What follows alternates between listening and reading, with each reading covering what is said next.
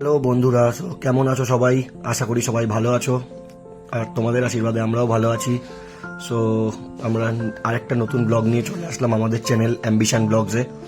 So যারা যারা আমাদের ভিডিও দেখছো, আমাদেরকে সাপোর্ট করছো, তাদেরকে অসংখ্য ধন্যবাদ আমাদের চ্যানেলটাকে এগিয়ে নিয়ে যাওয়ার জন্য। আর যারা যারা নতুন দেখছো, তারা অবশ্যই আমাদের চ্যানেলটাকে সাবস্ক্রাইব করবে, বেল আইকন প্রেস করবে নতুন নতুন ভিডিও পাওয়ার জন্যে।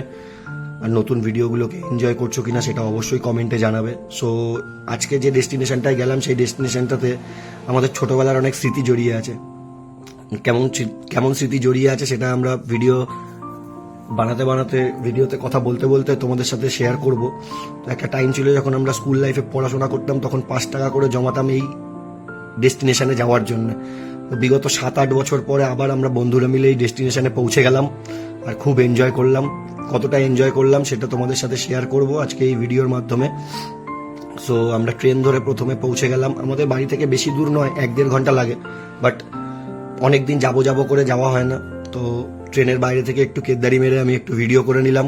অসাধারণ একটা ভিউ, অসাধারণ সবুজ গাছপালা, সামনে গঙ্গা, আর ট্রেনে করে অসাধারণ একটা ফুরফুরে হাওয়া খেতে খেতে আমরা পৌঁছে গেলাম আমাদের এক নতুন ডেস্টিনেশনে, বাড়ির থেকে কাছেই, যেই জায়গাটার নাম হচ্ছে গিয়ে প্রিন্সেপ ঘাট। তো প্রত্যেকটা ভিউ তোমাদের সামনে তুলে ধরার চেষ্টা করব, আর প্রত্যেকটা ভিউতে তোমাদের সাথে থেকে এনজয় করার চেষ্টা করব। কেন বললাম যে স্কুল লাইফে আমরা টাকা জমাতাম, কারণ কি এতটা উন্নত তখন ছিল না, কিন্তু আমরা স্কুল লাইফে এই বন্ধুরা মিলেই আজ থেকে 7-8 বছর আগে এই প্রিন্সেপ ঘাটে গিয়ে এনজয় করেছিলাম। আজকে যার সাথে আমার 7-8 বছরের সম্পর্ক, তার সাথেই প্রথম তখন সম্পর্ক ছিল না। তখন বন্ধু হিসাবে প্রিন্সেপ ঘাটে গিয়ে আমরা অনেক মজা করেছিলাম, অনেক এনজয় করেছিলাম। সো আমরা ট্রেন থেকে নেমে পড়লাম, ট্রেন বেরিয়ে গেল।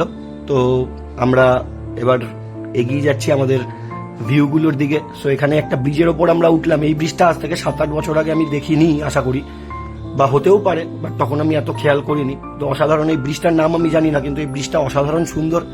আমরা এই ব্রিজটার উপরে গিয়ে একটু ভিডিও বানালাম, একটু হেঁটে নিলাম পুরো ব্রিজটা, একটু এনজয় করলাম, স্লো মোশনে ভিডিও বানালাম, যেগুলো আগে তোমরা দেখতে পাবে।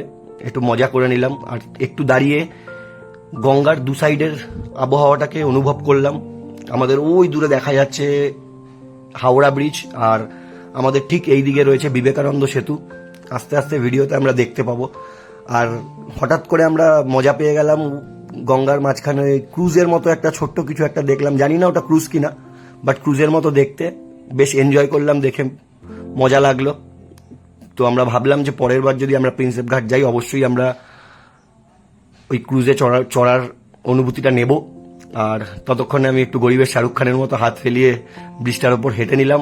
আমরা সবাই মিলে এনজয় করলাম, মজা অসাধারণ হচ্ছিল। আর আমরা এগিয়ে যাচ্ছিলাম হাওড়া ব্রিজের দিকে। সো তারপরে আমার সখী আমাকে বলল যে তুমি ওর সাথে হাঁটলে আমার সাথেও একটু এনজয় করো।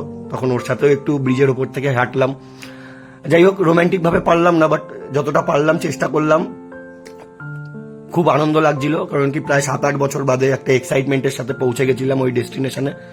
আর এই ঘুরতে ঘুরতে পৌঁছে গেলাম এমন একটা জায়গায় যেখান থেকে হাওড়া ব্রিজটা একদম পুরো দেখা যায়। মানে এটা একটা ফেরিঘাটের সামনে, বাবুঘাট ফেরিঘাটের সামনে। তো কোনো মতেই ফেরিঘাটের লোক আমাকে ওই ভেতরে যেতে দেবে না, তো আমি জোর জবরদস্তি করে বুঝিয়ে মানিয়ে ওই ফেরিঘাটের সামনে পৌঁছালাম হাওড়া ব্রিজের ভিউটা নেওয়ার জন্য। যারা বাইরে থেকে দেখছো তারা বলবে অসাধারণ কমেন্টে যে হাওড়া ব্রিজটা তোমাদের কেমন লাগছে। আর এটা একটা রিসর্ট হোটেল, যেটা একদম গঙ্গার গায়ে রাখা রয়েছে। আর এটা হচ্ছে এসবিআই এর সব থেকে বড় ব্রাঞ্চ। আমরা যে এসবিআই ব্যাংক দেখি, এসবিআই এর যে মেন ব্রাঞ্চ। আর তোমরা দেখতেই পাচ্ছ, যে বলছিলাম আমার বাহাতে বিবেকানন্দ সেতু, বিবেকানন্দ সেতুটারও একটু ভিউ নেওয়ার আমি চেষ্টা করলাম, বাট বাধা পড়ছিল। তাও আমি বিবেকানন্দ সেতুটার ভিউ নেওয়ার চেষ্টা করলাম। আর তারপরে আমি একটু কেদারি মেরে একটু স্লো মোশন ভিডিও বানিয়ে নিলাম। আমাকে সবাই বলছিল, একটু বার খাওয়াচ্ছিল, আমিও একটু বার খেয়ে গেলাম।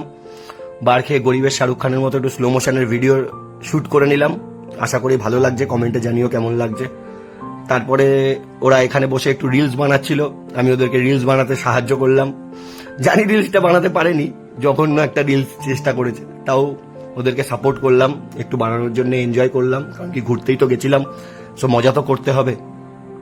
তারপরে আস্তে আস্তে আমরা আমাদের একটা আগের ডেস্টিনেশনের দিকে এগিয়ে গেলাম। আর তারপর এগিয়ে যেতে যেতেই দেখলাম এই ভাইয়ের নতুন একটা কারুকার্যকলাপ, অ্যাক্ট, নতুন এই ভাইয়ের আর্ট। এই ভাইয়ের আর্টটা দেখে স্তব্ধ হয়ে ওখানে দাঁড়িয়ে পড়লাম কিছুক্ষণ। এই ভাইয়ের ডান্স ওখানে দাঁড়িয়ে দেখলাম।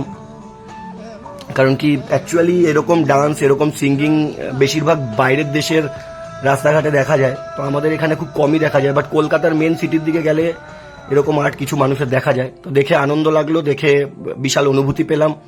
তারপরে আমরা আস্তে আস্তে এগিয়ে গেলাম গার্ডেনের দিকে, যেখানে প্রিন্সেপ ঘাট স্টেশনের দিকে এগিয়ে গার্ডেন, সেই গার্ডেনের দিকে গিয়ে একটু এনজয় করে নিলাম সবুজ গাছপালা। কারণ কি আমাদের বেসিক্যালি আমাদের ব্যারাকপুরের দিকে, আমাদের শহরের দিকে এত গাছপালা কোথাও দেখা যায় না, তো ওইখানে এত গাছপালা দেখে এনজয় করলাম। প্লাস নতুন ঝর্ণা, এখানে ঝর্ণাটাও দেখলাম, ঝর্ণাটা দেখে হেভি মজা লাগলো, বেশ লাইটিং দেওয়া ঝর্ণা।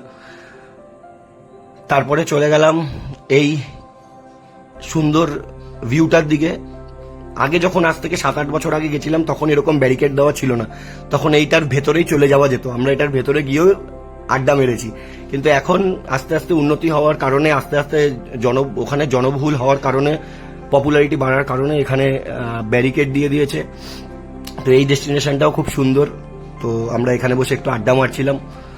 আর জায়গাটা অসাধারণ, কারণ কি সবুজ গাছ, সামনে সামনে বিশাল খোলা গঙ্গা, আর ফুরফুরে হাওয়া অসাধারণ। তারপর আমরা আস্তে আস্তে বাড়ির দিকে এগিয়ে যাওয়ার ভাবনা চিন্তা করলাম, কারণ কি আমরা অনেকটা হেঁটে চলে গেছিলাম, তো ওরা দুজন আর হেঁটে পারছিল না, আমারও পায়ে ব্যথা করছিল। বললাম যে আর ভাল লাগছে না, চল এবার আস্তে আস্তে বাড়ির দিকে এগিয়ে যাই। তো আমরা ট্রেনে উঠে পড়লাম, একে একে সবাই ট্রেনে উঠে ট্রেনটা ছাড়ার অপেক্ষা করছিলাম। আর সঙ্গে আমার ডার্লিং আমার জন্য একটু ঘটি গরম নিয়ে উঠলো, তো ট্রেনে বসে একটু ঘটি গরম এনজয় করব। কারণ কি আমরা চা খাবো ভেবেছিলাম, বাট এতটা হেঁটে চলে এসেছিলাম আর পা দিচ্ছিল না যে হেঁটে যাই, তার জন্য আমরা একটা খুব এনজয়েবল জিনিস, মজা বাদ দিতে হয়েছে আমাদেরকে। সেই মজাটা আমরা ট্রেন থেকেই অল্প একটু দেখে অনুভূতি নিলাম। কারণ কি আমরা অ্যাকচুয়াল দেখতে গেছিলাম, তো ওটাই কি দেখতে গেছিলাম তোমাদেরকে আগে দেখাচ্ছি। আর হাওড়া ব্রিজের সে লাইটিং অসাধারণ। আমরা দেখতে গেছিলাম এই গঙ্গা আরতি, বাট গঙ্গা আরতিটা লেট হয়ে গেল, প্লাস আমাদের ট্রেনটাও টাইম হয়ে গেছিল, কারণ কি বাড়ি ফিরতে অনেকটা টাইম লেগে যেত। সো এটাকে মিস করলাম, খুব দুঃখ হলো। তারপরে দুঃখটা ভোলানোর জন্যই ট্রেনে বসে একটু ঘটি গরম, ন্যাকামো মেরে একটু ঘটি গরম খাওয়ার চেষ্টা করছিলাম। ওরা আমাকে বলছিল একটু দে তোর থেকে, তাই জন্য একটু ন্যাকামো মারলাম। তারপর আস্তে আস্তে পৌঁছে গেলাম ব্যারাকপুরের দিকে। তো ব্যারাকপুরে নেমে প্রচন্ড খিদে পেয়েছিল, ব্যারাকপুরে নেমে খিদে পাওয়াতে তো আমরা প্ল্যান করলাম যে আমরা একটা রেস্টুরেন্টে যাই। তো আমরা প্রথমে ওপরে কারি ক্লাবের জন্যই প্রিপারেশন নিয়ে গেছিলাম যে কারি ক্লাবে যাব। বাট যখন আমরা কারি ক্লাবের দিকে আস্তে আস্তে এগিয়ে গেলাম, মজা করতে করতে বিশাল উৎফুল্লতার সাথে কারি ক্লাবের দিকে এগিয়ে গেলাম, তখন গিয়ে দেখলাম যে কারি ক্লাব রেস্টুরেন্টটা দুঃখবশত কারি ক্লাব আজকের জন্য এখানে 8টার সময় বন্ধ হয়ে গেছে, 8টা সাড়ে 8টার সময়। তো আমরা বুকে পাথর নিয়ে নিচের ভি ক্যাফে বলে একটা রেস্টুরেন্ট আছে, সেখানেই ঢুকে পড়লাম। সেখানে ঢুকে অতটা আমাদের ভালো লাগলো না, বাট প্রচন্ড খিদে পেয়েছিল কাছাকাছি কোথাও, কারণ কি বাড়ি ফিরতে হবে, লেট হয়ে গেছিল অনেকটা মেয়েদের। সো পৌঁছে গেলাম ভি ক্যাফে। ভি ক্যাফেতে গিয়ে ভি ক্যাফের মেনু কার্ডটা পড়লাম, মেনু কার্ড পড়ে চেষ্টা করলাম খাবারের অর্ডার দেওয়ার। তো প্রথমেই খাবার যেটা অর্ডার দিলাম সেটা হলো ব্লু লাগান, খাওয়ার না সফট ড্রিঙ্কস। তো সবাই মিলে সফট ড্রিঙ্কস এনজয় করলাম। ব্লু লাগানটা বেশ ভালোই বানিয়েছিল, আমরা কোনোদিনও ভি ক্যাফে যাইনি, প্রথমবার গেলাম। তো আমি একটা স্লো মোশন শট নেওয়ার চেষ্টা করলাম ব্লু লাগানের গ্লাসটা নিয়ে। তারপর আস্তে আস্তে ব্লু লাগানটা এনজয় করতে করতে আমাদের নেক্সট খাবারটা চলে আসলো। নেক্সট খাবারটা দেখে হয়তো অনেকেই হাসবে বা অনেকেই কমেন্টে বলবে যে দাদা তুমি যেখানেই যাও সেখানেই কি স্যুপ খাও? কেন আমি এমন একজনকে নিয়ে ঘুরি যার সব থেকে পছন্দের জিনিস হচ্ছে স্যুপ। সে যেখানেই যায়, যাই খাক, সবার আগে একটা স্যুপ অর্ডার করে। তো আমরা সবাই মিলে স্যুপ নিয়ে নিলাম, স্যুপটা এনজয় করলাম। আজকে হট অ্যান্ড সোর স্যুপ নিয়েছিলাম, স্যুপটা বেশ ভালোই ছিল, বাট কোয়ান্টিটিটা কম ছিল। প্রাইসটা একটু ডিফারেন্ট ছিল, বাট কোয়ান্টিটিটা ততটা পাইনি যতটা আগের দিন আমরা মৈত্র ক্যাফেতে গিয়ে পেয়েছিলাম। তারপর আমার সখী আমাকে একটু খাইয়ে দিল, বেশ মজা পেলাম। তারপর চলে আসলো আমাদের কাবাবটা দেখে তো আমার জিভ থেকে জল পড়ছিল। কাবাবটা তো আমি ভাবলাম একাই খেয়ে নেবো পুরোটাই। তারপর ওরা বললো যে না, এরম করলে চলবে না। তারপর কাবাবটার মধ্যে আমি ভালো করে বাঙালি স্টাইলে লেবুটা চিপে নিলাম। ওরা বললো হাত দিয়ে কেন করছো, ভাল লাগবে না দেখতে, বিচ্ছিরি লাগবে। আমি বললাম শোনো আমি বাঙালি, তো বাঙালি স্টাইলে মজা করে নিলাম। তারপরে একটু ভ্যানতারামও মেরে একটু নাচলাম, একটু আমার ডার্লিং এর সাথে মজা করলাম, একটু এনজয় করলাম। সবাই আমাকে গালাগালি দিচ্ছিল ওরা যে পাগলের মতো করছিলাম। হঠাৎ করে আমার মধ্যে ভালোবাসা জেগে উঠলো, কেন জানি না। তারপর আমরা আস্তে আস্তে বাড়ি যাওয়ার জন্য প্রস্তুতি নিলাম। আমাদের বিল চলে আসলো, বিল পেমেন্ট করে আমরা আস্তে আস্তে বাড়ি যাওয়ার জন্য প্রস্তুতি করলাম। আর হঠাৎ করে বেরোনোর সময়, ঢোকার সময় চোখে পড়েনি, বেরোনোর সময় দেখলাম একটা সুন্দর অ্যাকুরিয়াম। আর আমাদের ব্লগটা আজকে এখানেই শেষ করলাম। তো সবাইকে ওরা টাটা করে দিল। সো সবাই ভালো থেকো, এনজয় করো, আমাদের সাথে থেকো। আরও নতুন নতুন ব্লগ প্রত্যেক সময় আমরা নিয়ে আসার চেষ্টা করব। আর আমাদের সাথে থাকো, ভালো থাকো, আমাদের চ্যানেলটাকে আগে নিয়ে চলো। তোমাদের সাপোর্ট থাকলে আমরা আরও ভালো ভালো ভিডিও বানাবো, আরও ভালো ভালো এনজয়েবল মুহূর্তগুলো শেয়ার করবো। তোমাদের সাপোর্ট আমাদেরকে আরও এনার্জি দেয়। So thank you, all the best.